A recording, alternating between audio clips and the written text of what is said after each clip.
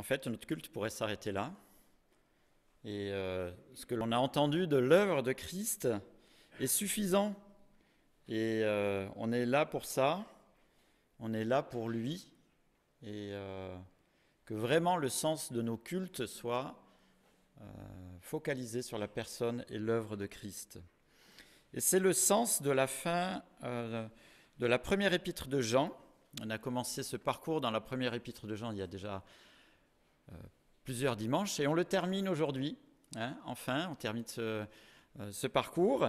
Et toujours l'apôtre Jean centre sur la personne de Christ, l'impact que ça a et de bien rester attaché à Christ.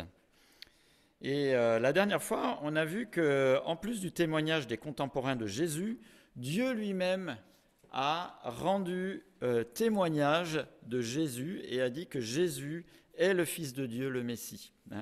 C'est ce qu'on a pu voir la dernière fois. Alors, ça a des conséquences, et c'est ce que dit l'apôtre. Soit ça nous interpelle et on saisit la main tendue par Dieu au travers de Christ pour être réconcilié avec lui, pour être pardonné en tant que pécheur, pour être accueilli dans la famille de Dieu, que Dieu appelle l'Église, au sens général, les rachetés de Dieu, c'est l'Église. Soit, et c'est l'autre solution que l'on connaît, on rejette ce que Dieu dit. Et on dit, par exemple, que c'est n'importe quoi, on joue les sceptiques, on se fiche des évidences que Dieu nous montre, mais la parole de Dieu, et l'apôtre ici souligne aussi que ça a des conséquences.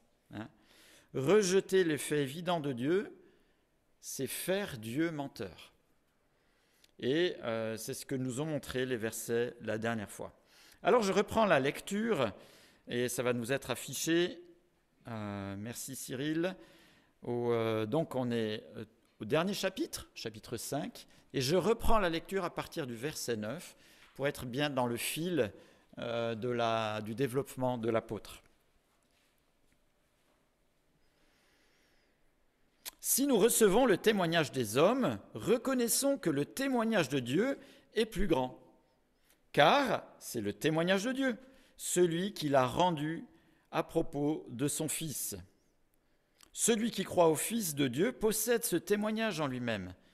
Celui qui ne croit pas Dieu fait de lui un menteur, puisqu'il ne croit pas au témoignage que Dieu a rendu au sujet de son Fils. Or, ce témoignage, Dieu nous a donné la vie éternelle, et cette vie est dans son Fils.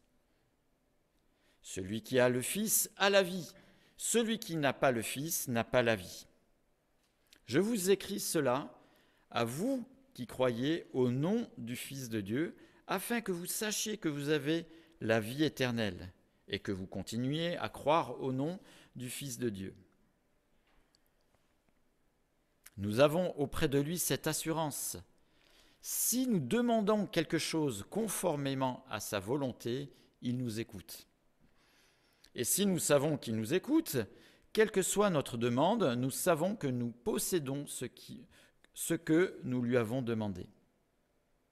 Si quelqu'un voit son frère commettre un péché qui ne mène pas à la mort, qu'il prie, et Dieu donnera la vie à ce frère. Je parle ici de ceux qui commettent un péché ne conduisant pas à la mort. Il y a un péché qui mène à la mort, et ce n'est pas pour ce péché-là que je dis de prier. Toute injustice est un péché. Mais tous les péchés ne conduisent pas jusqu'à la mort. Nous savons que si quelqu'un est né de Dieu, il ne pêche pas. Au contraire, celui qui est né de Dieu se garde lui-même et le mauvais ne le touche pas. Nous savons que nous sommes de Dieu et que le monde entier est sous la puissance du mal. Mais nous savons aussi que le Fils de Dieu est venu et nous a donné l'intelligence pour connaître le vrai Dieu. Et nous sommes unis au vrai Dieu si nous sommes unis à son Fils Jésus-Christ. C'est lui qui est le vrai Dieu et la vie éternelle. Petit enfant, gardez-vous des idoles.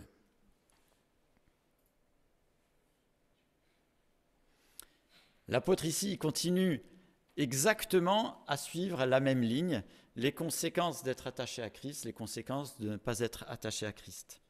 Hein. Et tout au long de ces derniers versets, l'apôtre nous parle de ces deux attitudes face à ce que Dieu fait et face à ce que Dieu prouve. Hein. Au travers de Christ face au péché, soit on est pour, soit on est contre. Et en fait, c'est ces deux aspects qui vont être développés ici. Si on croit Dieu pour la résolution du péché par Christ, ça nous ouvre à la vie éternelle. Hein? Et dans cette relation, Christ est à l'écoute de nos prières faites dans le cadre de sa volonté. Et on a l'assurance que l'exaucement viendra de lui, notamment si on voit un frère pécher pour qu'il revienne sur le chemin de la vie en Christ. Mais cette situation, elle doit être considérée comme exceptionnelle, car forcément, en étant né de Dieu par Christ, l'objectif est de se garder et de se préserver du mal. Dans cette attitude de vie, le mauvais ne touche pas le croyant, même si notre environnement est sous la puissance du mal. Le croyant n'est pas sous la puissance du mal.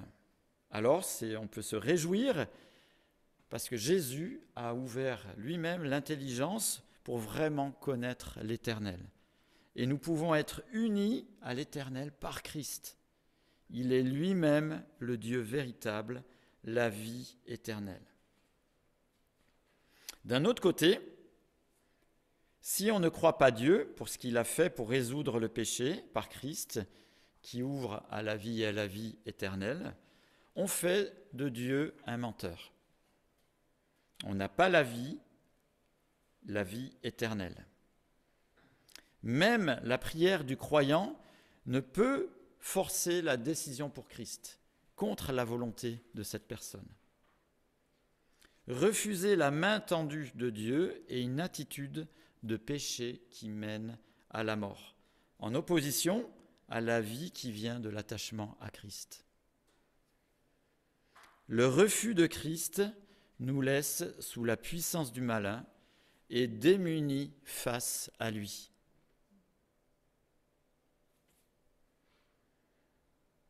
Les deux derniers versets de cet épître sont une invitation à profiter de l'éclairage de Dieu, du salut, de la vie dont Christ est l'auteur. L'apôtre a bien montré les deux conséquences du choix ou du non-choix de Christ. Mais il insiste à vraiment être sensible à l'éclairage du salut et de la vie venant de Christ. Et à ne pas se faire enfumer par toutes sortes d'idoles. La tradition, le raisonnement humain, qu'il soit philosophique, politique, habitude populaire, ma fierté, mes principes, mon image, c'est tout autant d'idoles qui sont peut-être pas des idoles de plâtre ou d'or comme autrefois, mais que l'on sert, sur lesquelles on s'appuie et pour lesquelles des fois on dépense une énergie folle et qui finalement mettent Dieu en second plan. Et nous masquent Christ et puis finalement deviennent des excuses, des prétextes pour refuser Christ. Attachons-nous à Christ. Il est Dieu, c'est lui qui réconcilie, c'est lui le Messie, il est la vie et il nous donne la vie. Alors si on est racheté, soyons cohérents en Christ dans notre vie de tous les jours et à l'image de Christ. J'aimerais revenir sur le texte et je vais faire quelque chose que je ne fais pas habituellement. C'est bien de vous surprendre pour que vous soyez attentifs et que je ne vous fasse pas un doux ronronnement pendant 1 heure, un sommeil doux. Il en apporte autant à ses bien-aimés pendant leur sommeil, mais bon, je vous réserve ça pour les nuits. Alors ce qu'on va faire une chose un petit peu bizarre.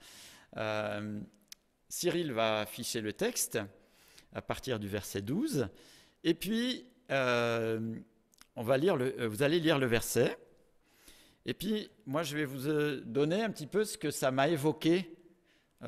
Souvent quand on lit la parole de Dieu, le mieux c'est d'avoir un papier, un crayon et de noter quelle est l'application, ce que l'on découvre de la part de Dieu. Et je vais le faire peut-être d'une manière synthétique ou avec une application ou avec un fait comme ça pour essayer de nous faire réfléchir à la parole de Dieu. Donc merci Cyril, je sais que tu as déjà préparé le texte. On va commencer au verset 12.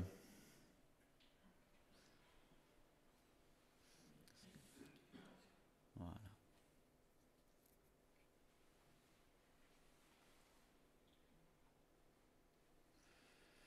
J'ai marqué « La vie commence avec Christ ». Verset 13.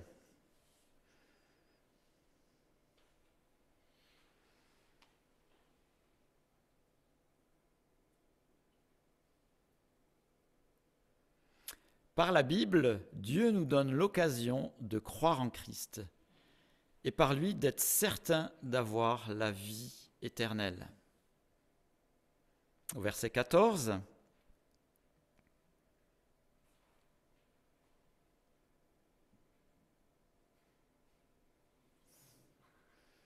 difficile d'arriver à jauger là, avec la souris, mais on y arrive. Quand on est en phase avec Christ, il écoute nos prières. Verset 15.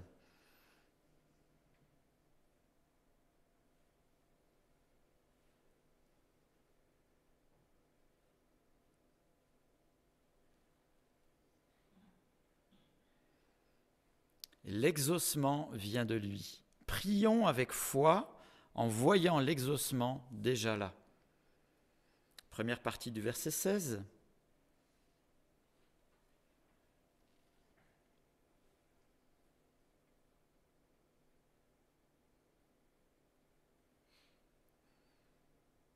Stop à l'indifférence. Si un frère pêche, s'il glisse dans des habitudes mortelles, prions Christ pour qu'il revienne sur le chemin de la vie.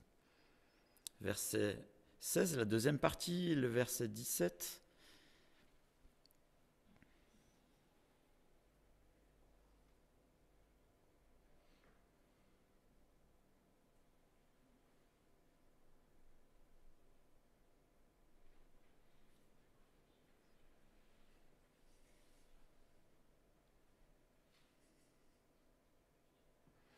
Ce qui est définitivement mortel, c'est de refuser la vie par Christ. Rien de pire comme péché. Verset 18.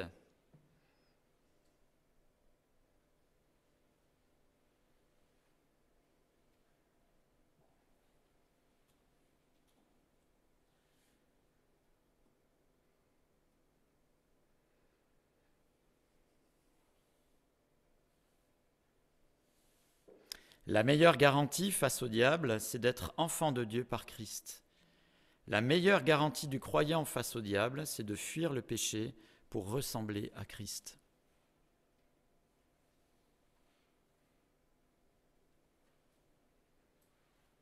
On lira aussi le verset 20, 19 et 20.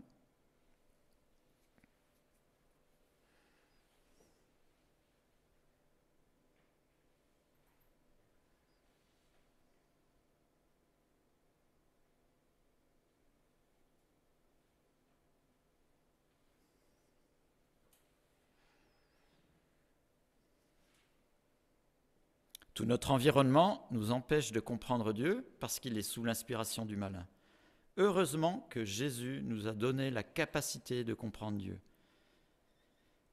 Il n'y a pas photo entre ce sur quoi on pourrait s'appuyer, s'investir, faire confiance, mettre toute notre énergie, et Dieu, Christ, de qui vient la vie pour toujours. Alors, ne tombons pas dans le panneau des idoles.